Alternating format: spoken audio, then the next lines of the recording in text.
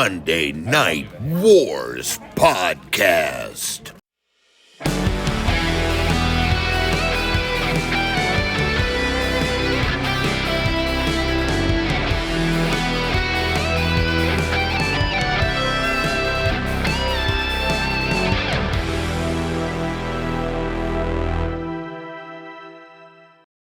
Hello and welcome to another edition of the Monday Night Wars. It is June 30th, 1997, and we are live with WCW Nitro at the MGM Grand in Las Vegas. It's kind of a big deal. They'd make a big deal out of it, so it's kind of a big deal. It's a cool venue. Yeah. The first Double or Nothing. Excuse me, the first Double or Nothing was very first AEW show. I was there. Look at these factoids. I was also at Double or Nothing, but not that Double or Nothing. And it was not at the MGM Grand. That's a factoid, too. Yes. It has no relevance on the topic. T-Mobile Arena? Yeah. Where the Golden Knights? Yeah. Yeah. I don't like that name, by the way. I think they should just be the Knight. I think they should just be the Knights. Because then you're like the Las Vegas Knights, and it's kind of got like a double meaning, right? Like they're knights, like in China armor, but also like Las Vegas is known for its nightlife, and you know, it's like it works. But I think we talked about this, and the dude's like he's a West Point graduate or something, or some military academy, and they're the Golden Knights, and so that's why he named it that. It's stupid. Change it. Yeah, he's a big fan of the pod, so absolutely, yeah, he's listening right now. Yeah, so change it. In fact, be better. He never even thought about nightlife. He he had that realization right now. So he's like, "Oh, that's a good point. We should shorten the name." Yeah, it makes sense. Yeah, but what doesn't make sense is why we're talking about this. I thought you were going to say our first segment, because our first segment doesn't make much sense either. Our first segment is one of the most phenomenal segments in wrestling history. It is batshit crazy, and I love every minute of it. This is Ric Flair. Mm-hmm. He did so many bumps before this. On his back, and right? Where it is insane. Yes, exactly. Exactly. Let's talk about it, because we come in, and they're making a big deal about this being an MGM Grand. This is a big deal, right? Blah, blah, blah, blah, blah. And then we go straight to Mean Gene in the ring. And he's got Ric Flair coming out. And I'm going to give it to you, Joseph, because you need to this is quite the segment. And you got to give me the play-by-play. It goes crazy. Yes. So Flair comes out, and behind him are two very attractive women. Very attractive. And they are holding a Roddy Piper mannequin, and they're carrying it to the ring. I apologize, by the way. These next few episodes, I'm going to be doing a lot of grunting. What are you doing? I think I have some sort of allergy thing or something. Hopefully not getting sick. That'd be the worst. I have heard the cold or whatever that's going around right now is nasty. Don't get it. I hope not to. I hope not to. That's why I've got a nice bottle of water. Stay hydrated. I hear you. So anyway, so they've got this mannequin, and it's dressed just like Roddy Piper, except for not at all like Roddy Piper. Like Roddy Piper doesn't dress like this. It's just they added the kilt, but they've got like the Scottish hat and everything, and so it's just dressed like a stereotypical Scotsman, and they're just like, oh, it's Roddy Piper. Flair says that these two very lovely ladies, I assume, slept with the mannequin that he is calling Roddy Piper, which means either Hot Rod. Which means either he's insinuating they slept with Roddy Piper, which is not great, obviously, being a family man, or, and I don't know if this is much better, he's insinuating that they slept with the mannequin. I don't know which way this is going.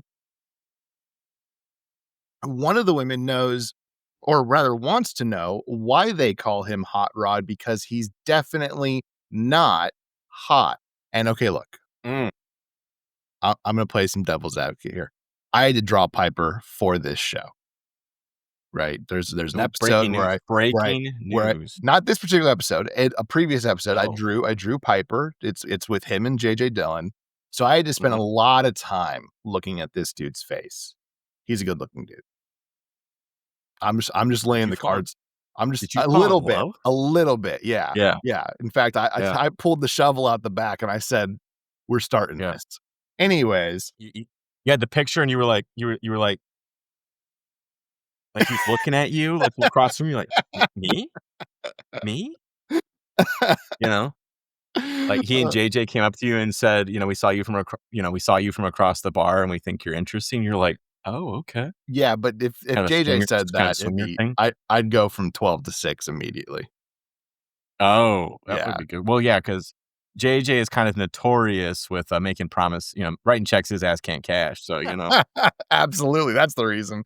Anyways, so Flair wants to lay Piper down to rest. And by the way, when they come into the ring, the bottom half of the mannequin completely collapsed off.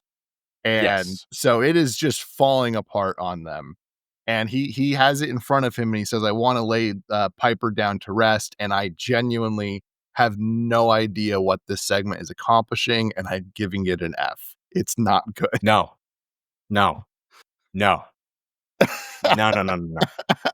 This is the most insane thing I think we've watched. You're right. I will give it to you. It makes absolutely no sense. I do not get what is going on. And I loved every minute of it. Because it is insane. Yeah. They lay him down. Flair takes the kilt off and starts walking around with it. The girls start undressing Gene. The whole thing is just insane. It's crazy. And I loved it. A+. A+.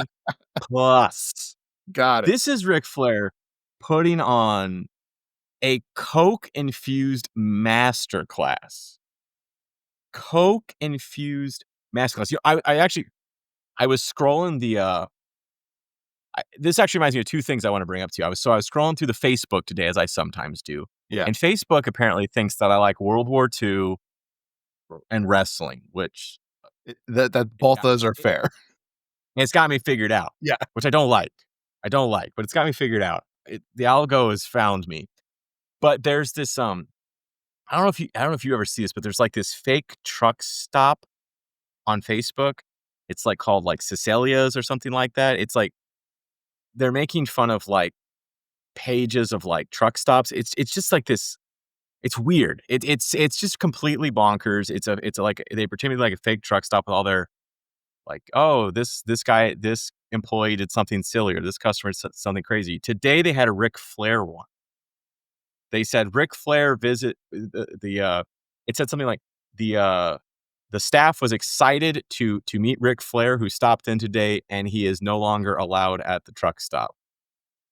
And he's been banned for life. And I was like, yeah, that's probably fair. That's probably fair. I thought this was satire. Well, a story came out recently about Ric Flair that somebody on Reddit or something like that was asking if people have had to deal with Ric Flair before, because he regularly allegedly regularly goes to their bar or restaurant or whatever and soils himself because he is so inebriated. It happens quite often. Man, I tell you, that dude kayfabe till he dies. He never breaking character. I love it. And I love it. I'm gonna find that. That Facebook post and send it to you so you can put it over my face during the pod so people can see it for themselves. But the second thing, which is completely on a complete other note, but I was thinking about this today and I wanted to get your opinion on it. Okay. It is wrestling related, so I feel like this is the pod for it. I noticed that a lot of wrestling news sites treat storylines. They act like it's real. Like the storyline is real. Like today I saw one about, it's, it was clickbait. It was this wrestler's so scared for whatever the pay-per-view is coming up, or so scared to face this pay-per-view. And it's like, it's not real, bro. I think it Why depends. would it do this? Yeah, I think it depends on the situation, right? I think, because there's one really notable, I don't know if I would call it news so much as it compiles other people's work, which is Ringside News. Ringside News is exclusively like they don't break news; they just compile other people's work, and then the Like other a thing they steal. do, yeah, and then what they do give Steal credit. is To be fair, okay. Okay. they'll say, It's an aggregator. Then they call yeah, it okay, an aggregator. okay, Right? yeah, Yeah. and so they'll say Fightful Select reported A, B, and C, right? And so they will very often do, you know, let's say Randy Orton turns heel tomorrow when we're recording this. Tomorrow will be the King and Queen of the Ring. Let's say Randy Orton turns heel tomorrow. They'll report that like a story. Randy Orton turned heel, but they'll kind of say it that way where it's like very obvious. It's really just giving you the facts of the show. That I don't mind so much at all. Like even though, to be fair, the guy who runs Ringside News, not a great dude. Um, Allegedly. no, he's transphobic and just a really bad person in general. Yeah, but he might also have an attorney. Well, all of it is public record on Twitter, so go Frick. yourself. All right. Anyways, All right. so, yeah, so like that I don't mind too much, right? Like just kind of giving you the updates because that is useful. Like if you don't have time to watch and so you just want to see real Yeah. quickly what happened, I'm okay with that. I guess if you take it seriously, because there are definitely sites that do that, or there's sites that are I think you used the term clickbait earlier. That's what they're for, right? They're trying to get you to click onto their story, and then you take 2 seconds to read it and you go, this not only is it a work, it's literally part of the show. So it's not even close to a reality. You just took that and made it seem like there's actually some shenanigans going on. That stuff is that bugs me. But I can usually tell, like, just based off the title. Actually, it's to the point now where I can tell based off the title if it's one of those things, if it's a clickbait thing. I can tell if Vince Russo is the one who said it because they'll say, former WWE exec calls out so and so, and I'm like, that's Vince Russo because Jim Cornette, they'll just say Jim Cornette said something. And for the most part, like Jim Cornette's takes for me, I'm like 60-40 on. I'm like, yeah, some of them I really agree with, some of them I don't, and that's okay. Vince Russo, I'm Yeah, 0 but and 100. well, and I think Jim Cornette comes from a place where like he really like he believes what he's saying. Like that's his opinion, right? Right or wrong, that's his opinion, and he's Correct. kind of sticking to it. Vince Russo's is just it's bullshit. Stuff. Yeah. That's what he does. Yeah. He's a bullshit. Stuff. Yeah. Yeah. And the new one is Jonathan Coachman. Jonathan Coachman Yeah. bugged me to no end, which is crazy because Triple H is leaving. when I was a kid, I actually appreciated him for what he did. I mean, he was supposed to be annoying and everything, but now it's like this dude, he's not a journalist at all. He worked as an analyst for ESPN. And by analyst, I mean, he was really just kind of there to do Sports Center and to tell you the day's events. That's all he did, right? After WWE. Then he came back to WWE for a short period of time. He does not have a ton of friends in the business. He is not, I mean, I'm sure he's got friends in the business, to be clear. I'm sure he's got people he's close to, but he is not like, he was never an important guy. He was never an exec. He was never anything that like would have any say so, but he just constantly lately just says things, this is like you just said, right? Triple H is almost out the door. They're about to fire him, stuff like that, where you're like, dude, you don't even remotely know what you're talking about. And people eat it up. And you're just like, Jesus. Yeah. I sent it to you. I was like, you think this is real? And you said, who said it? And I said, Coachman. You said, nah. That was easy. But speaking of easy, next match is easily one of the best of the night. I agree. Because we got two great guys. We got two great wrestlers in it. And it's Chris Jericho, who is now the WCW Cruiserweight Champion. How did that happen? We didn't see that. It happened on 605 Saturday night because that's where the storylines happen. So it happened. God, what would it be? It would be the 28th. So we're watching, today is the 30th. It happened on the 28th. It happened this past Saturday. Jericho beat Syxx for the Cruiserweight Championship. That's obviously going to play into this match and the storyline because Syxx isn't pleased about it.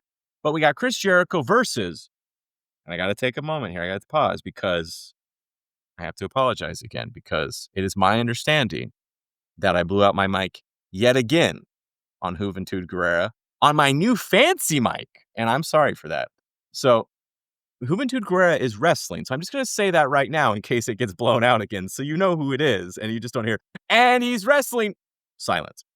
It's Juventud Guerrera. And now I'm going to roll back here. You can see my wife's bug light there in the background. My wife hates bugs. So we got these bug lights to catch bugs here. They're also convenient night lights.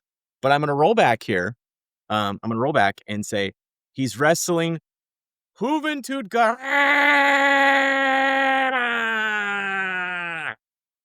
And I'm going to come back. And hopefully that picked up. But we'll see. We'll see. The match is 6 minutes, 48 seconds. Tell me. So like you said, Jericho won the title on Sunday, on Saturday rather. However, I will amend real quickly. I believe it was actually a live house show. It was not 6:05 Saturday nights because I believe those Saturday episodes are actually pre-taped.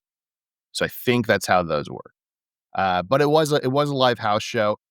I guess sometimes I don't mind when you do that. That's nuts. Yes, sometimes I don't that's mind. Nuts. The reason I don't like it this time specifically is you've made such an importance on Syxx as the champion. That's why I really have an issue with it, right? If it was like, hey, this guy almost never defends the belt. We haven't done anything with it. There's no storyline. And then it happens. Whatever. I can kind of get over that. But you've made this a big deal for Syxx. Like, it is his title. You know what I mean? It's weird. And also, great idea to not have that on TV. Just absolutely stellar. Think of the ratings you could have had. Apparently anywhere. So you're telling me that this didn't even happen on 6:05 Saturday night, but the storylines happened. Correct. You're telling me it didn't even happen there. Yeah, there is no footage of it. So if you were watching, you love WCW. You watch every program they have. You religiously watch them all. You still wouldn't know about this. Mm-hmm. And at this point in 1997, this isn't like, I mean, I guess you could probably go on the internet and pull it. Yeah, it was on the internet. You know, it is the internet now. But, you know, it's a lot of people don't have the internet at this point. So, like, even if you were like a devotee, like, you wouldn't read this. You've got 2 days to read in the dirt sheets, which you're not going to do. I think they actually made it an internet stream for this particular thing because they're talking about it and they're talking about how that stream is still available on demand on WCW, like .com or something like that, which back then to stream something on the internet would have been horrible. Yeah. Bro, my mom, if I had been watching that, my mom would have picked up the phone to talk to somebody and I would be able to hear her. Get off the internet! Because you could do that because it was on the same phone line. So if like someone picked up the phone, you could hear them through your internet. And my mom would be like, because she'd be able to hear that. And she'd be yelling at me to get off the internet watching this too much. Watching all that. This is ridiculous. Tell me about the match. All right. So Jericho, all right, real quickly, as you would expect, this is a very fun match. Like you said, it's one of the better matches of the night. That's not just on WCW, that's on both shows. It's actually a really, really fun match. Jericho hits a multiple powerbomb, which in the first WWF SmackDown game for the PS1 was his finisher for some reason. I don't know why. When we get there, maybe he used powerbomb as a finisher early on. I don't ever recall that, but hey, we'll find out. Jericho then wins with the Lion Tamer. And yes, this one is a correct Lion Tamer. He gets interviewed by Gene right after, who celebrates his triumph over Syxx. Jericho cuts a pure babyface promo. Really not a whole lot to talk about. But then Syxx comes out. Syxx says Jericho beat nothing. And as far as the NWO is concerned, Syxx is still champ. Then the two brawl as we head to commercial. We come back and they're being pulled apart by WCW officials. But now Alex Wright is here and says it's about time he gets an interview and that WCW has held him down, which brings me to my favorite Alex Wright point as Scott dances. Bischoff has said on his podcast, 83 Weeks, quote, in this case, bad timing. This is about Alex Wright. He is the poster child for bad timing in terms of his look, his potential, his skill, what he delivered in the ring, absolutely, he'd be the first person on that Mount Rushmore of what could have been. And I know this quote. You and I have talked about this quote, but I'm bringing up the podcast. This quote makes me laugh whenever I see Alex Wright because Bischoff is correct. Alex Wright should have been a massive star. Where he's incorrect is his own lack of accountability. Bischoff could have pushed him to the moon. Bischoff should have pushed him to the moon. He simply didn't. He was so preoccupied with the 7,000th NWO appearance that he let multiple massive stars slip through his fingers. And you can make arguments that some of them weren't quite where they needed to be. I can agree with that with that thought and spirit. However, Alex Wright, Chris Benoit, Eddie Guerrero, Rey Mysterio, Steven Regal, they are already at this moment. I'm not saying WCW champion, to be clear, but I'm saying US champion, regular TV champions. This undercard should be fire. Every week should be banger matches for these titles, bringing them importance. And they aren't. They aren't. I mean, sometimes they do, but they really haven't in the last year, especially since the NWO spent so much time taking the titles. We get Dungeon of Doom every week, but not Steven Regal. We've said it a million times. Eric Bischoff is a net positive for wrestling, but he also really likes to brush off his own accountability. And I need it to be clear that I'm not attacking him. We have been more than fair on his positives, and we will do the same on his negatives. That being said, I thoroughly enjoyed this match. I actually do like the Six and Chris Jericho angle. It's nice to see Jericho in a feud. I'm giving it a B+. Yeah, I think the positives, and I think, if you stack up the positives and you stacked up the negatives of Eric Bischoff and wrestling, he would fall strongly into the positives, at least in my opinion. I think that what he did was incredibly good for wrestling. The Monday Night Wars and what came out of it gave us just a much better product, and it would not have happened without Correct. Eric Bischoff. So, I mean, I think totally positive on the guy overall. But yeah, he made mistakes. Yeah. And sometimes he owns those mistakes and sometimes he doesn't. And on the Alex Wright thing, he does not own it. And I mean, because Alex Wright's shooting. Tonight on WCW, Alex Wright is saying what Eric Bischoff says now. Yeah. That he had so much potential and no one did anything with it. That is his promo. Alex Wright says, I've got a great look, I've got a great body, I'm a great wrestler, and you guys won't give me title shots. The refs do stupid decisions against me. He's right on all of it. Yeah. He's 100% right. In fact, some might say he's Alex Wright. Ooh. That's stupid. It is. Anyways, we got another match. We got Dean Malenko versus Eddie Guerrero. I can't segue after that. We got Dean Malenko versus Eddie Guerrero, which that's hot. This is hot. 3 minutes, 59 seconds. I got to say, I feel like WCW off to a strong start. Tell me about this. You are not wrong. It is off to a strong start. Eddie attacks Malenko from behind on the way to the ring immediately. Like his literal title card that comes up that says Dean Malenko is literally going on the screen while he gets attacked by Eddie Guerrero. It does not immediately result in a win for Eddie Guerrero, though. We have a very hard-fought battle that does see Malenko clearly heading towards a win.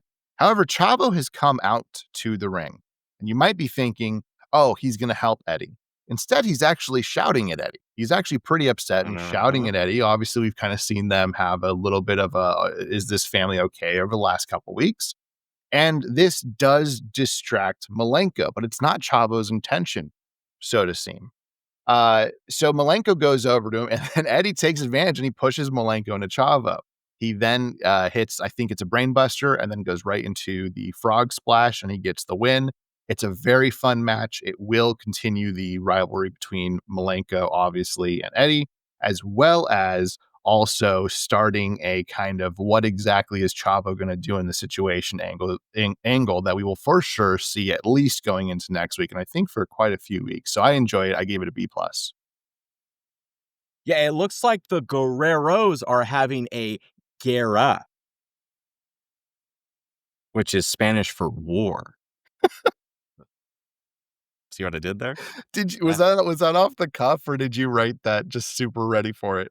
That was off the dome, bro. That was off the dome. I had to look up and make sure I remembered how to say war in Spanish. I was pretty sure it was guerra, so I was Googling that while you were talking. But yeah, that was completely off the dome. Nice. I just hit him, man. I just hit bangers all the time. And speaking of hitting bangers all the time, Mean Gene's with Rey Mysterio, who always hitting them bangers. Tell me about what's going on with Rey and Gene. Rey says he's tired of being pushed around by Kevin Nash and the Wolfpack. He details all the things that have happened over the last year. But he needs to know if he can beat Nash himself. So the ultimate underdog challenges Kevin Nash tonight. Nash comes out and says, if you got a bigger heart than me, then how about tonight we do an autopsy and see what you got? And then after Nash spends some time insulting Rey, he ultimately agrees. I actually really like this. I think this is a very fun, interesting dynamic between Kevin Nash and Rey Mysterio. I don't see it going Rey Mysterio's way, but I do enjoy the thought of what's happening, so I'm giving it a B. You know, it'd be great. What's that? Is if WCW had a hero. It'd be Rey. I'll take anybody at this point. Like, just pick someone and make them WCW's hero, because we need someone to be the hero. He's got to be quick, and he's got to be strong, and he's got to be fresh from a fight. And who better than Rey Mysterio? Am I wrong? I was honestly waiting to see if you were going to try to segue into the next segment. No, I was going to let you kind of jump in there, see if you had something, but no, clearly not. I just kind of want to go back to this thing about, you know, that WCW needs a hero, and I'm not going to dwell on it too much because we've dwelled on it a ton, but to segue, the next segment is exactly why WCW needs a hero. We've got Eric Bischoff. He comes out on a motorcycle. Because why not? And then he gets off the motorcycle and he points to the entrance, and now Hollywood Hogan's out here, and we've got another Eric Bischoff, Hollywood Hogan talkathon. Tell me about it. Like you said, Bischoff comes out on a Harley, and Zbyszko says his feet can't even touch the ground, and that joke made me chuckle. I like Zbyszko. A lot of people don't seem to like Zbyszko on commentary. I like Zbyszko on commentary. They then do their weekly shtick. You know, all the we love you, oh my gosh, we're amazing, blah, blah, blah, blah, blah. There's really nothing different in this. Hogan says tonight they're going to party and raise some cane. This is just the same segment we've seen over and over. I'm giving it a D. It's honestly, you could skip it and you'd have missed nothing. Yep. I will say, though, Larry Zbyszko, maybe he's WCW's hero. Anybody. I'll take anybody. Anybody. Come on. Mike Tenay, let's go. Yeah, anybody. You know, maybe it could be Hector Garza, who's in our next match, versus Lord Steven Regal for the WCW Television Championship. See, you were just knocking him. You say they don't have Steven Regal on enough, and they heard you. They said, we're putting Steven Regal on. Absolutely. For 3 minutes and 36 seconds. Absolutely. Regal, by this point, is noticeably gaining weight. He is dealing with his own personal demons at this time, which, to be fair, with my rant earlier, is a fair reason to not feature him weekly. But he ultimately wins this. He wasn't going to lose this. He wins it with the Regal stretch. It's a fun, quick match. I'm giving it a C. Yeah, both good wrestlers. I mean, we love Steven Regal, so as long I get to see a Steven Regal match, it's like, okay, whatever. And Hector Garza, not a bad wrestler. No. Not a bad wrestler. And it cleansed our palate from the previous NWO segment, so we could go right into another NWO segment. Correct. This time we get a video package of Hogan and Rodman, and then that leads to a Mean Gene conversation in the aisle with the Steiners. Why don't you just make heads or tails of all of this? So So Gene interviews the Steiners, and Scott Steiner points out that Bischoff stripped them of the title 5 months ago. Man, what storytelling. 5 months later, Remember? we're getting Remember? the stirring conclusion. Rick says they won't leave until Hall and Nash answer their challenge. The entire NWO come out. Not the entire. Hogan's not there. Neither is Bischoff. But like most of the guys. They have a contract for the Steiners to sign. They say, hey, we're going to go ahead and give you the shot. The Steiners, they just sign it without looking at it like smart people do. They leave, and Hall points out that the contract dictates before they get the title shot, the Steiners have to face Masahiro Chono and the Great Muta. And they laugh because they've pulled a fast one. And WCW goes, they pulled a fast one on them. And in my mind, is this a fast one? You still get your title shot. There's no, if you lose against Chono and Muta, there's no ramifications. You could literally just walk out. Is this pulling a fast one? It's an interesting idea. I will say that, but it kind of falls flat for me. It's at least a break from the standard NWO shtick, so I'm going to give it a C. Hey, maybe the Steiners can be our heroes. True. Could be. I'll take anybody. Anybody. What about Psychosis or Super Callow, who are in our next match? Right? True. Why not? I'll take it. 2 minutes, 40 seconds. Not much to this match. Ono helps Psychosis win, and Super Callow is mad and attacks Psychosis. Laparca runs out with a chair, a wooden chair, and he chairs Callow, and then Juventud Guerrera eventually runs out, and he evens the field. We head to commercial and hour number 2. Whoa. What a segue. Oh, I gave it a C, by the way. I mean, it wasn't bad. Yeah, it's fine. It wasn't bad. That's a good TV match. Like, I think that's a good palate cleanser match between important things. That's the kind of match that I'm okay with that. Between NWO segments? Yeah. Hopefully between good story segments, yes. Oh, yeah. Well, I do feel like hour number 1 was the better hour of this week's Nitro, because we go straight into in hour number 2, we go straight into a Wrath and Mortis versus High Voltage match with some interference by Ernest the Cat Miller. How exciting. All 1 minute. Can I ask you a question here? Yeah. So the last time we did a recording batch, I was really bad on my notes. Like, I was just flubbing all over myself. I had like the wrong notes in the wrong order. I had just done a really bad job. I'm worried I've done that again. Okay. So I need you to tell me, between Wrath and Mortis and their segment and Psychosis and Super Callow, did we or did we not have Vicious and Delicious and Masahiro Chono versus Mongo, Benoit, and Flair? You're right. Okay. Yeah, I do got. Yeah. Yeah, no, I've got, I don't have it in my notes. Do I not have it in my notes? Okay, yeah, I don't. Did it get flipped? Did I flip it? No, I just didn't do it. I must have taken a pee break during this whole match. So my 3 minute and 31 second pee break, because I do see it here in the card that I pulled up. So we've got the 4 Horsemen. Well, 3. Versus, 3 of the 4 Horsemen. Chris Benoit, Ric Flair, and Steve Mongo McMichael versus the NWO, which is Buff Bagwell, Scott Norton, and Chono. And that's 3 minutes, 31 seconds. So tell me about that. Chono comes out with a samurai sword. Yo, NWO invented Kill Bill. Mike Tenay says that a lot of people think the Horsemen are back and better than ever. Literally 0 people think that right now. This match ends fairly quickly, which is probably why your pee break went right past it, as Vincent cheats and the Horsemen stand tall. Again, what's the point of any of this? There is no point for it. I gave it a D. Which brings us to our next match, Wrath and Mortis versus High Voltage, which you alluded to earlier. Yes. We have a squash I will tell you, though. Go ahead. Hold on. I'll tell you, though. My segue, which I didn't even realize was a segue, would have been so much better if I remembered that match had occurred, because I said, it was a good match breaking up NWO segments because we got into a match. Yeah. Man, what a good segue that I didn't even know I was making.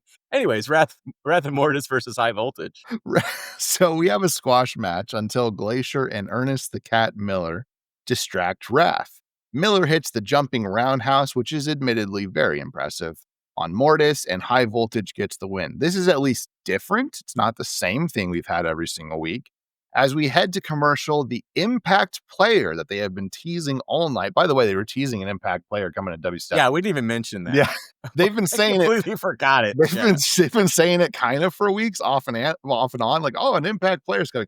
A white limo has arrived, and so we can only assume that is the Impact player. Who could it be? I have no idea. We'll find out. But this is fine. Honestly, I'll give this a C. I mean, yeah, the door opens, but then it closes. We don't even know. We don't know. We thought we were going to know. Mhm. Which also, what? It opens and the shutters. Why?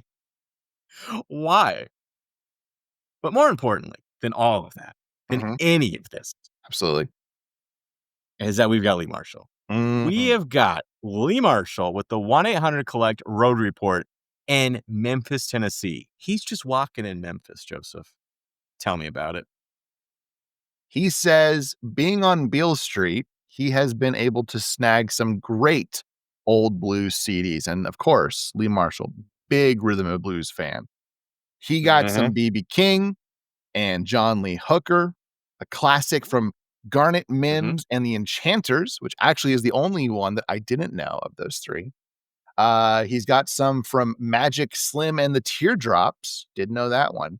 He says, but he looked up and down Beale Street, but he cannot find anything by Blowhard Heenan and the Wheeze Tones. Give it an A+. I love it. It's stupid. It's my kind of humor. It's fantastic. And then after that, well, yeah, first of all, it's Lee Marshall. We love a weasel joke. It's just this. I know a lot of people like, because, before we do this, obviously we watch the program, but then I go and I read other people's reviews because, like, I'm not as like knowledgeable about this stuff as you are. And so sometimes those people will have some insights that I didn't know about, right? They'll say, oh, what was happening backstage at the time, or what the dirt sheets were reporting or something. I'm like, oh, that might be actually worth mentioning. So I jot that stuff down. And a lot of those guys hate the Lee Marshall Road Report. And because it's stupid. Yeah. And it 100% is. Yes. But we love it. Well, because we like goofy stuff in our wrestling. But also, like, that's the point. That's the joke. Yeah. That it is stupid. Lee Marshall is being, your dad. You know what I mean? Like, he is being that kind of a person, or your fun uncle who just makes horrible jokes, but you can't help but laugh because he's charming. That's the point. Don't take everything so seriously. Yeah, just enjoy it, man. Like, and I feel like you need levity, right? Not everything can be balls to the wall extreme. That's why no one watches AEW anymore, right? After that, though, the camera goes to Raven, who is in the audience. And is he our mystery Impact player? They think he is, but is he? He is not, but you know what he is, Scott? Ooh. What? He's making his WCW debut. Do the thing, Scott.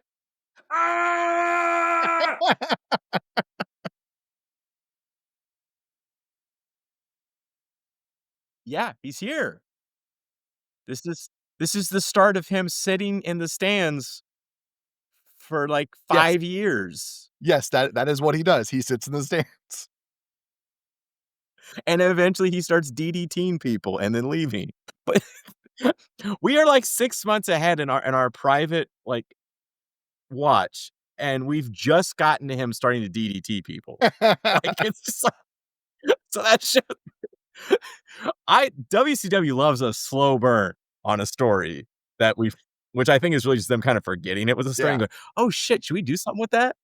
Do you think, should we do you think that that Raven that he's our hero? WCW needs a hero. So I'll take anyone. Anyone. It could be Jeff Jarrett. It can't be because we already tried that and he immediately got stomped. But we got Jeff Jarrett and Conan in a match next for the United States Championship. And that's 4 minutes, 11 seconds. By the way, real quickly on the Jeff Jarrett thing, because you're right. That dude positioned himself perfectly to be WCW's leader when he debuted.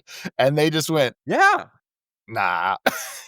Immediately. It just went like just went that by. night, like that night or like the next night just got creamed. It was insane. Oh, man. Who interferes in this one? Is it Hugh Morris or is it Mongo? The answer is the entire Three Horsemen. And then, and remember, Jeff Jarrett is on probation.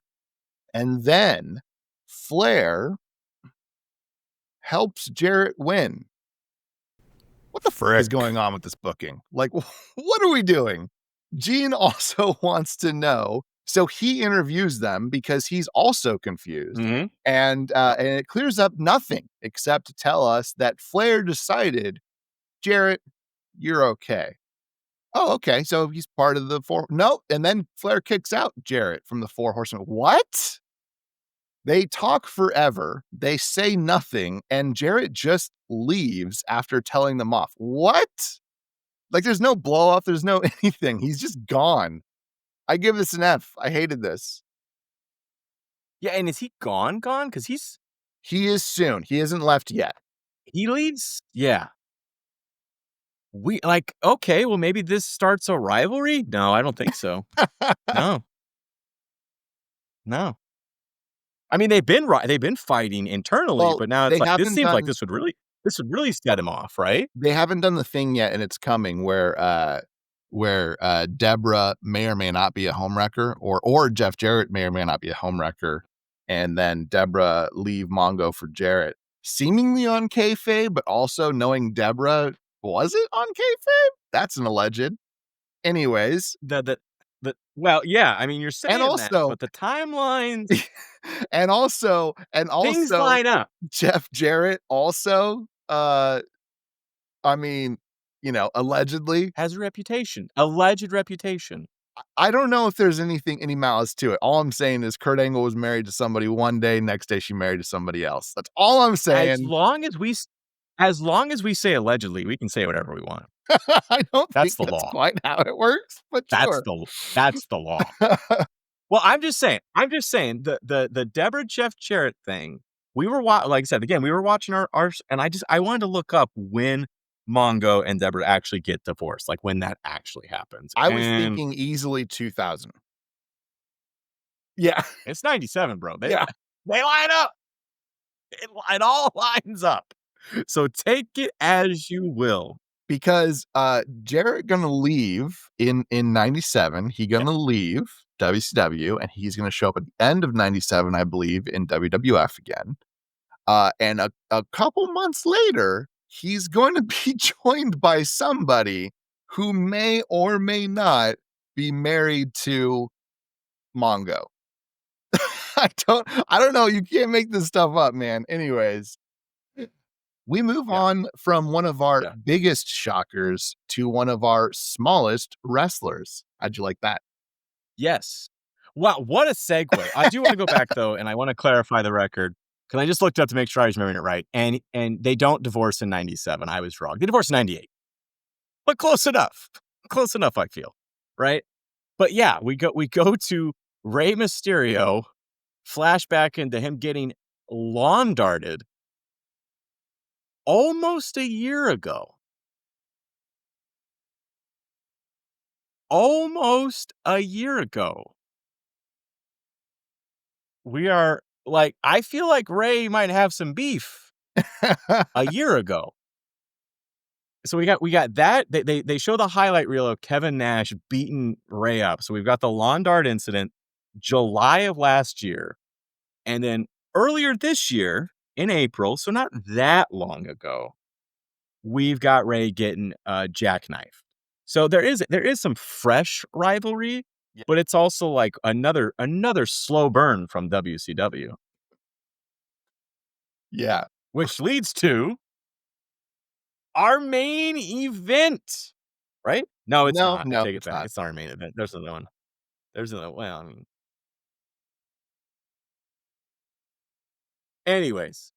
Anyways, we come to the event before the main event, which is Kevin Nash versus Rey Mysterio. And it's a good one. 1 minute, 48 seconds. Ray puts up a fight momentarily, but Nash easily wins. Post-match, he hits more jackknifes on Ray. Conan then walks out to help his friend Ray. But then he also attacks Ray as Nash walks away. I like the idea of this match, to be clear. I said it in the beginning, I still stand by it. I think the idea of the match is fine. I also don't mind Ray losing right off the bat if you then give him another shot that he pulls out a win on. Conan but it's not shouldn't be anywhere near the NWO. I know he's in the NWO for a long time and eventually Wolfpack and then other NWO variations. Conan has no business being in the NWO. His character's fine. It doesn't need the NWO at all. It's a fine character for what it is. He's a good heel. Let him just be that. After this, Ray gets stretchered off by the NWO for like 12th time. So I gave this a D. Didn't like what actually ended up happening. Yeah, Ray's dead. He's been loaded into a stretcher. Mm-hmm. And yeah. Raven, they try to ask Raven some questions in between all of this, and he doesn't answer. Mm-hmm. They ask him if he's there's rumors that he's negotiating with WCW. He shoves Mike Tenay. Yeah. So I mean, how exciting is he? Our Impact player? I don't know. I don't even. I honestly don't even remember who the Impact player is. I guess we'll get to that somewhere in my notes. We're about to get to it right now. I've completely blanked on who this is. That's how exciting it is. And after that, we got Kevin Nash again with Scott Hall, Randy Savage, because they're in our next match versus Luger, Giant, and Diamond Dallas Page. This is all kind of together in one big thing. So I'll let you have it, and all I'll say is the match is about 4 minutes. Yeah. I don't think I would call this a match. It's just a brawl from the get-go. Eventually, Hogan comes out. He hits Luger and the Giant with the belt.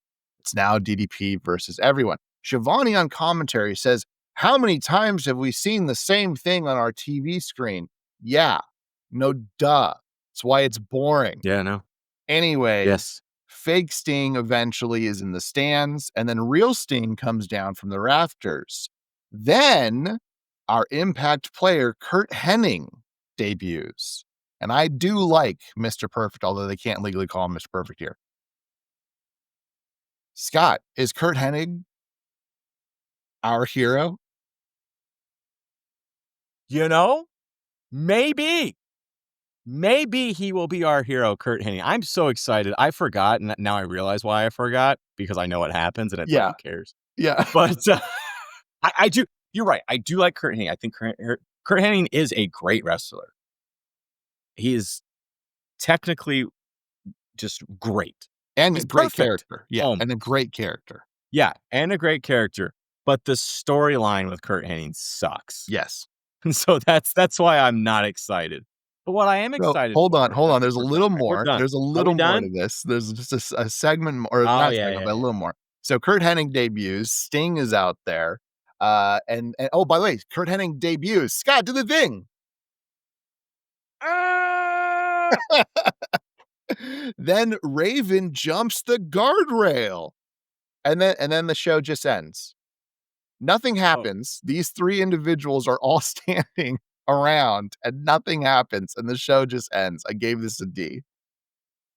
And Bobby, the best part too, I like Bobby because Bobby is speaking for us. And as they close, because I have this in my notes, he is trying to figure out who the Impact player is, because he has no idea. Yeah. Is it Raven? Is it Hennig? Who is it? I don't know. No one knows. We'll never know. Because I don't think they ever talk about the Impact player again. But what has a bigger impact on my life is what's going on over on Raw, because it's overall a better program right Yes. now, despite them losing week after week after week. Mhm. But WCW was pretty good. So let's see if Raw is better tonight.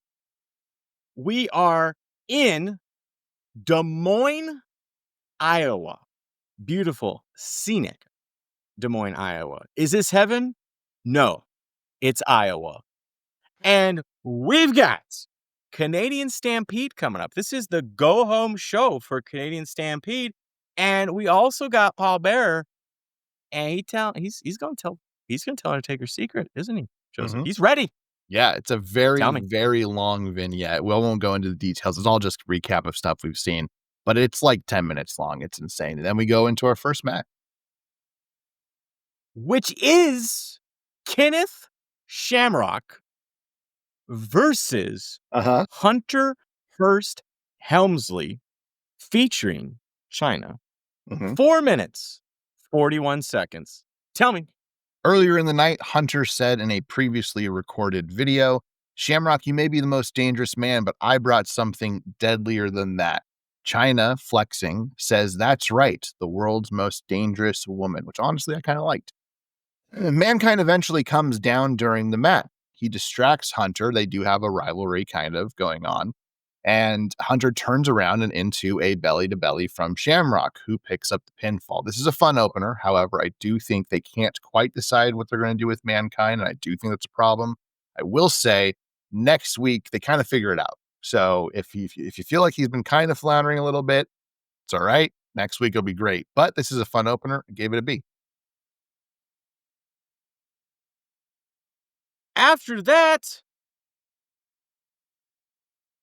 Ahmed Johnson's hurt. Mm-hmm. It's over. He joined the Nation, and then he tears the ligaments in his knee, Mm-hmm. and he's done. Mm-hmm. That's the end. And I think this is kind of the end of him, right? Not I mean, he quite. comes back, Yeah, he comes back for a little but bit. I don't. But this is the beginning of the end, and we see some where we're told that Ahmed is having his knee operated on. He blames the Undertaker for Mhm. sending the DOA after him. He says he'll get his revenge, and he won't. No. And then Michael Cole interviews the Legion of Doom, and there's some discussion of bat guano. So tell me, Joseph, tell me about this. Yeah, so like you said, Michael Cole is here. It's his WWF on-screen debut. Do the thing, Scott! Yeah, and he looks like he's like 17. Yes, it's wild seeing Michael Cole like this. Anyways, he interviews Legion of Doom, like you said, for their upcoming match again. So it's LOD versus NOD, who are feuding against DOA. That's okay with me. Anyways, Animal says no Okay. team has come close to beating them legally. Tell him, Hawk. And Hawk says, well, when we get through with you, you will be a steaming pile of small animal excrements. There's a little bit more to it, but it's typical Hawk stuff. He's crazy. Anyways, and I love it, to be clear. So this is a match leading to the number one contendership against Austin and a partner of his choice for the tag team title. So it's a semifinal match. They've been doing a tournament for the last 2 weeks. Jim Ross says he hopes that Austin picks Shawn Michaels. If you remember, a couple weeks ago, Shawn Michaels quit the company, not on screen, behind the scenes. But this week, he will actually return after talking with Vince, though we don't see him on screen just yet. My suspicion is that him and Vince had already started patching things up and they decided to use this as a tease. He is technically under contract still, but this is the first time he's been mentioned since that happened. The Godwins interfere while Hawk has the win, and Henry Godwin hits him with the steel slop bucket, and Nation of Domination get the win. Then Farouk is asked by Vin Man about something. I don't remember, because what Farouk says is way more important. And Farouk asks, why, if Ahmed is hurt and can't face Undertaker for the title, then why wasn't a member of the Nation chosen to face him? And Vin Man says, because Vader was chosen. And Farouk says, yeah, because I'm black and he's not, which is actually the point I made last week when I mentioned about the whole Ahmed thing. Vin Man doesn't want to talk about that, though, because it's making him uncomfortable. So he wants to talk about Crush instead. And Farouk calls out the DOA, the disciples of The Undertaker, for some reason. I don't really know why, but he does. Then Savio Vega comes out and says, you didn't fire me, I quit, which is exactly what Crush said. But again, we saw them both get fired and react poorly to it. So anyways, now Savio has his own gang that will be named Los Boricuas, and they throw hands with the Nation of Domination. Then DOA come out and we got ourselves a good old-fashioned gang war. We go to commercial and we come back to Michael Cole, who gets ambushed by Los Boricuas, who name themselves, and that's kind of it. Overall, the segment's fine. I like the match, to be fair. A lot of storylines going on. The gang war thing is going to be, there's going to be nights where I really like it, and there's going to be nights where I'm like, what is going on? Right now, I'm okay with it, giving it a B. I will tell you, on our first watch, we did not care for it. Yes. So, I guess it's grown on. It started to grow on both of us a little bit. There's a segment that I specifically remember you kind of laughing about. So I'm not. Yes, that does come, but I'm still not. I don't love it. Even though I love factions, but this might be too much. The reason I don't love these factions, I was thinking about it earlier today because I was finishing up my final episode for notes, and the reason I don't like these factions so much outside of Nation, which I do love Nation of Domination. I love Nation of Domination from this point on. Like, even though they're not quite Nation Prime yet, I still appreciate them. The reason I don't love these other two factions is we have no idea who they are, and we will never find out. We know Crush, we know Savio Vega, and we know none of the other people. Next week, they will say, Jim Ross will go, oh my God, look what they did to Jose. And it's like, who's Jose? We have no idea who this person is. So anyways, that's why I don't like them. There's no context to them. They're just there as bodies. And that doesn't work for me.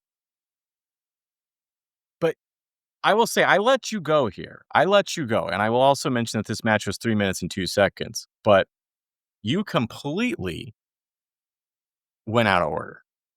You just went wild. There is something very important that happens before that. And it's the WWF SummerSlam $1 Million Challenge that we have to talk about. The first one was Sunny? Okay. There's a casket full of cash. And she's putting it in the cleavage. She's being provocative, Yes. I only bring this up because it's going to come back at SummerSlam, and it's ridiculous. Remember that SummerSlam where they keep calling people and no one's answering? Yes. It's going to be good. But yeah, so I was just like, okay. They've gone full into Sunny, like, pervert because we get more of that. Yeah. After, because we had that before the match. We have the casket full of cash and her putting it in provocative places. And then after the match, we've got them hyping the magazine, the WWF magazine, and there are some titillating photos between a secret liaison, I think is what they call it, between Sunny and Brian Pillman. Yes. And if you're wondering, I will not screenshot those photos and put them up on our episode. You just have to watch the episode. There's a wild one. That, like, to be clear, it's not like anybody's naked, right? There's nothing like that. But it's just Sunny exclusively. But it's like WWF hasn't quite gone, TV 14 yet. So it is kind of surprising that it's on the screen, but it's wild. Yeah, they're just letting Sunny go wild. Mm-hmm. Then we also see Undertaker. We get a quick shot of Undertaker, who is not pleased that his secret may be revealed. Mm-hmm. He's kind of freaking out about that. And we go into our next match, which is Scott Putski versus Brian Christopher for 3 minutes, 37 seconds. The rivalry you wanted, the rivalry we needed, the Putskis versus the Lawlers. Tell me more, Joseph. Which of these Nepo babies gets their push squashed? This is apparently the light heavyweight division, I guess. Lawler helps Brian Christopher cheat for the win, but Putski attacks afterwards. The two Lawlers beat him up post-match with a spiked pile driver. Lawler then grabs a mic and tells Putski to tell his father that the only good thing to come from Poland is an empty boat. Now, I looked this up, and this seems to be an immigration joke due to the rise of Polish immigrants during the fall of communism in Poland and the post-Cold War economic issues. I couldn't find anything else beyond that, so I don't know if that's what the joke is. It's certainly not a good joke, but it is a joke. Gave this a D. Couldn't care less about it. It's a Jerry Lawler joke. Yes. After that, we get some footage of Stone Cold Steve Austin making fun of Hulk Hogan. Some video footage there. Yeah. We got that, which I laughed at. I enjoyed it because Stone Cold just always hits it out of the park. And then we get The Undertaker talking to his creatures of the night. Tell me about it, Joseph. Taker says tonight you will hear a slanted version of the worst night of his life from Paul Bearer, and that Bear is trying to poison your minds. This is supposed to be emotional, but Taker isn't very good at delivering it. It's not really his wheelhouse. I gave it a C. I know what they're trying to do. I will ultimately like it, so it's fine. I'm giving it a C. And then it's very quick and we kind of move on because Taker's going to get a much bigger section later on. And between that is the Paul Bearer reveal thing. And that leads us to our next match, which is Brian Pillman versus Mankind. But before that, Brian Pillman wants to set the record straight. He does. That he did not kill that fan on Shotgun Saturday Night. He is alleged to have hit a fan on Shotgun Saturday Night, and he wants to set the record straight. Tell me, Joseph. He apologizes for attacking the fan. Again, I don't know if this is a work or a shoot thing, but he apologizes for attacking the fan. He apparently has been kicked off of Shotgun Saturday Night. Oh no, he's never allowed to go there again. He also wants to apologize for being the only athlete in the WWF with any guts. But he won't apologize for taking a bite out of Mankind. Mankind has had his Pick Me Steve sign on again, and he also has a gift for JR and an apology for the other week when he put a mandible claw on him. JR says that he doesn't hold fully accountable for what happened. The gift, when JR opens, is a mannequin hand with the leather glove that Mankind uses for his mandible claw. It's dumb, but for real, I would love to own that piece of memorabilia. That's awesome. Austin is in picture during this match, and Vin Man asks him if he wants to comment on Mankind's campaigning. And Austin says, well, I think it shows he's a pretty smart man because he's picking the best talent in wrestling to tag team with. But he thinks that he sucks and he doesn't care about Mankind, Cactus Jack, Dude Love, or Shawn Michaels. Second time we've heard about Shawn Michaels. No one will take tag titles from him, and that's the bottom line. And then we go back to the match. Hunter and Chyna are on the stage looking on, and Mankind gets the mandible claw on Pillman. But Hunter interferes and gets his own mandible claw. Then Pillman attacks Mankind with his boot. Mankind gets counted out as he grabs a chair and chases Hunter with it. This is fine. It's a little convoluted. I'm giving it a C. It's not bad by any stretch, but just kind of like, oh, okay. It's okay. It's just okay. I tell you, WCW may win it this week. I don't know. Then we get our hour number 2 at the WWF, and Vince has got Paul Bearer to tell us a story about a young Undertaker who's a murderer. A murderer. Tell me about it, Joe. Bear says, going into commercial right before that he's going to tell the secret. Finally, we go to commercial, come back for hour number 2, like you said. Bear comes down and a random female fan attacks him. This was not scripted, by the way, and JR covers for it, calling her one of Taker's creatures of the night. She literally grabs him by the legs and pulls him down and he starts like fighting her off, and security runs and grabs her. It's very quick, and Vince doesn't really know what to do, but JR covers up for it nicely. Vin Man tees up Bear to tell everything, basically. And Bear tells a long, long story about a small funeral home and a lovely family, a mother, a father, and 2 little boys. A redheaded punk who was The Undertaker and his brother, Kane. He continues to detail the story of the kids playing with embalming chemicals from the funeral home. And then eventually the home gets burned down. He blames The Undertaker for burning down the home and killing his family. He calls Taker a murderer as lights flicker and we hear thunder and head to commercial. We come back to Bearer being consoled backstage by Vader. We also quickly see the $1 million giveaway coming up that Sable is also showcasing now and doing similar stuff, not quite as provocative.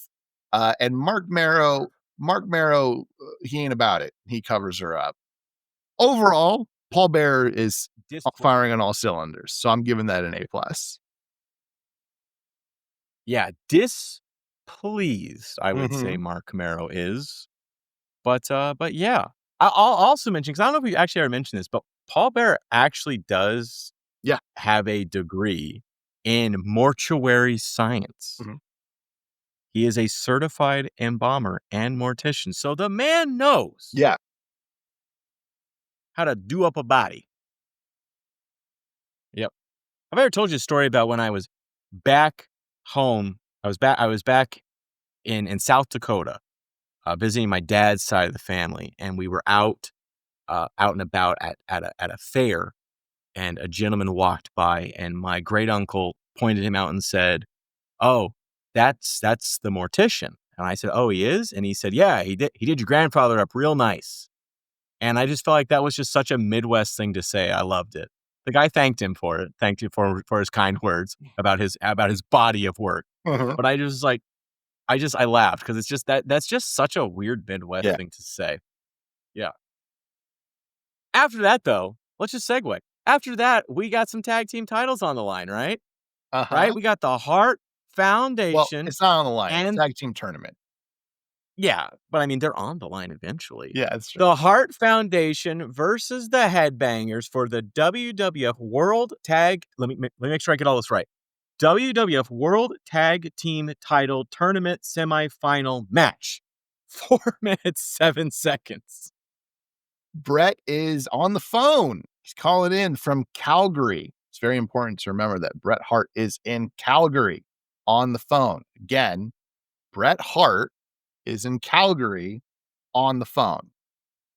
Yes. Says he's playing his cards close to the vest and waiting for Sunday night. Doesn't want to give away any of his secrets for how he's going to beat Team WWF.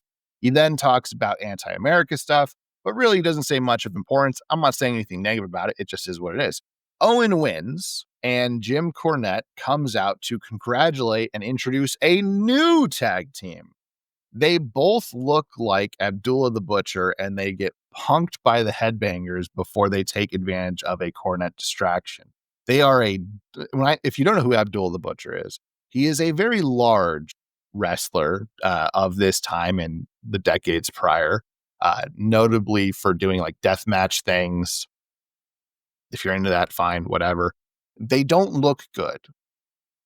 They don't move good. They talk about as good as that previous sentence.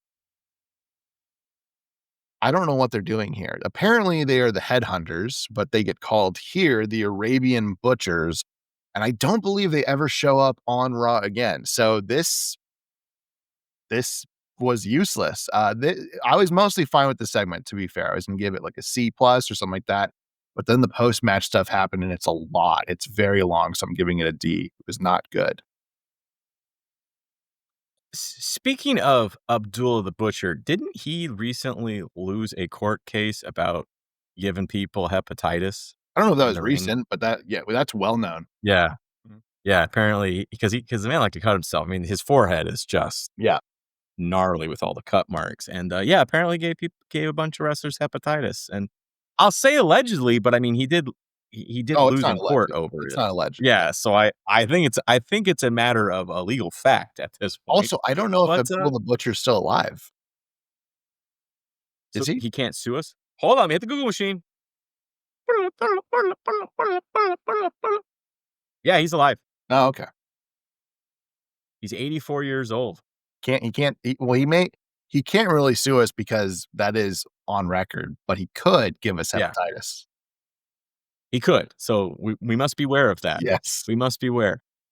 After the match, though, we get Undertaker's side of Mhm. the house funeral home burning story, and he says it's not like how Paul Bearer tells it, is it, Joseph? Correct. He is a solemn taker.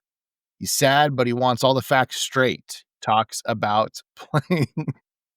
What if he changed his name to that for a while? That became a gimmick, Solemn Taker. Jesus.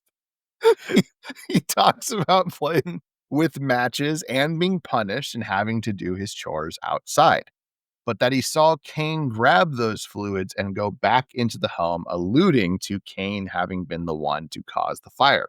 Taker says it's true that he Mm, was never at the funeral, like Paul Bearer had alleged, because Paul Bearer said Taker didn't even attend the funeral. But it's actually because apparently Bearer forced Taker to see his burnt and crispy, and that's what he defines them as, mother and father. He says he had to look at death and understand that without death, there was no life. He draws strength from the spirit of the dead, and he will strike Bearer down. Bearer's was good. Taker's was rough. But I also really want Kane, so see. yeah, it's very emotional. You know, it's a very emotional moment when you refer to your dead parents as burnt and crispy. Yeah. Yeah, you can tell it's really weighing on his heart. After that, what's weighing on my heart is our next match because we got Rockabilly in a match Mm-hmm. versus Vader.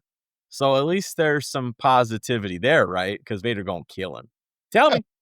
Rockabilly immediately uses the guitar on Vader and he no sells it. And then Taker runs out and attacks Vader. Bear grabs a mic and shouts murderer at Taker. And then Taker grabs Paul Bear and he tells him to tell everybody else the truth. And Bear says, I am telling the truth. Kane told me Kane is alive. And then Vader attacks Taker real quickly from behind and the two run off. Bear is a gem in this. I'm giving it an A. This is not about Rockabilly at all. This is all just another vehicle of the Taker and Kane and Paul Bear thing that's going on. Loved it. Heel Bear is great. Yes. You know, I actually kind of liked the Vader no selling the guitar. Yeah. Yeah. I just wish there had been. They've used the guitar a couple of times, but I kind of wish it had kind of been a shtick where like Rockabilly wins his matches by hitting people with the guitar. You want to be That Jeff had kind Jarrett? of been. Yeah, but not really. Just like, but kind of leading up to this match, like he's like on a streak because he's just cheating. He's hitting people with the guitar, and then he hits Vader with the guitar, and it's like it doesn't work on Vader. Yeah. Like I kind of would have liked that angle. I just feel like there's no build up to this. Although I enjoy the fact that Vader just takes a shot like nothing. I think that's a good no sell there. But that leads us to our main event versus Steve Austin and Jim the Anvil Neidhart. 10 minutes, 22 seconds, and all Bret Hart can do is watch it from home in Calgary. Tell me about it, Joseph. Absolutely. Surprisingly, we get a mostly normal match. This is like you said, 10 minutes. They actually wrestle for a long time. I was expecting immediate shenanigans, did not get it. The two men go everywhere with Austin slamming Anvil onto the steel ramp. Then Ken Shamrock is watching backstage because he's got a stake in this. Obviously, he's going to be at this match on Team WF. And he's watching backstage, chilling, probably got some popcorn, a soda, I don't know. And then all of a sudden, wait, Bret Hart attacks him, who isn't at home, like he said earlier. What? WWF What? officials make the least amount of effort to stop him, which is actually kind of unintentionally hilarious. I did chuckle. Eventually, Bret Hart does run into the ring and attack Austin too. And he does the ring post figure 4, which I love. I believe you love it too. Mankind then runs out. And while he has this ring post figure 4 on, Mankind clamps Hart with the mandible claw, which is a really cool visual of the three men all kind of on each other. Pillman then attacks Mankind with the rest of the Hart Foundation as the show closes. Now, this is to me the difference between both shows. Real quickly, I gave this an A, but this is the difference to me between both shows. Nitro and Raw both end in a brawl. That's how both shows close out. Okay. The difference is that Nitro features Raven, who isn't part of any storylines and won't be part of any of these storylines ever. Kurt Hennig, who we have no idea why he's here, and the same WCW gets beat up shtick that we've seen every single week. Whereas on Raw, we have a very clear Harts versus Austin through line with the added bonus of Mankind is desperately trying to be Steve Austin's tag partner. This whole thing makes perfect sense from every side, which is why I like it so much, even though it's essentially the same idea on both shows. Can I say something? You sure can. I don't think Bret Hart was ever in Calgary. And I'll tell you why. Because as you were talking, I was Googling flights Yeah. from Calgary to Des Moines, Iowa, and the man couldn't have done it in an hour. First of all, I can't find a direct flight. So minimum, he's looking at 5 hours with a 1 hour stop in Denver. So I just don't. I think Bret the Hitman Hart might have been lying about being in Calgary. I'm just saying, seems suspicious. But that does bring us to the end. See, now you're Googling it. I can hear you click-clapping. You're looking at these flights too. You want to make sure I'm right. But you've already kind of told me. It sounds like you think Raw won. You think Raw won? I don't think Raw won. I know You don't- Raw won. Wow. I'm going to give it to WCW. There's no way. There's no Yeah. way. Yeah. I'm doing it. I'm going to tell you why. Okay. That Ric Flair segment was of the ages. It was insane. It was a fever dream. And I loved it. So I'm giving it to WCW. That was fantastic. Okay. People are going to watch that and go, what are you talking about? You just have to buckle up and just ride with it. That's all you got to do. So I know you don't really watch the show. At the very end. Wow. You always say that. And I do. I'm not caught up, to be fair. I'm not caught up, but I do watch. So at the very end, I will put, whatever we, if we agree, I'll put, because we've done a lot of Raws lately, so I'll say Raw wins at the very end. Yeah. Just like nice, big, bold words. Last week, you chose WCW. I understood why you chose WCW, even though I chose Raw. And so I put draw. It was a draw. Neither team went. I kind of feel like still putting Raw wins because that is an asinine take. That is Stephen A level bad. No. Borderline. You mean to tell me you are trying to tell me that Ric Flair, the limousine riding, jet flying, ring wearing, kiss stealing, son of a gun, does not get the win? I think not. Ric Flair manhandles a mannequin on live television. Two lovely ladies manhandle Mean Gene on live television. The whole thing is bananas. It was so good. Raw loses. Nitro wins. We're going to put up a Nitro wins on it. What we're going to do. You don't edit it. How would you do that? Watch me, friend. Watch me. Okay? But subscribe Tell us in the comments who you think won the night. Clearly Nitro. And this was the go home show for Canadian Stampede. So if you want to know what happens at Canadian Stampede, you got to subscribe to the Patreon, which is only $2 a month. Correct. We appreciate everyone who has subscribed. You're putting food on our tables. Yeah. Speaking of which, we do have a new subscriber, Jason Zahn. Thank you, Jason. Thank you, sir. And thank you all for watching, listening, and just being lovely people as we do this dumb podcast. Bye, everybody. Bye, guys.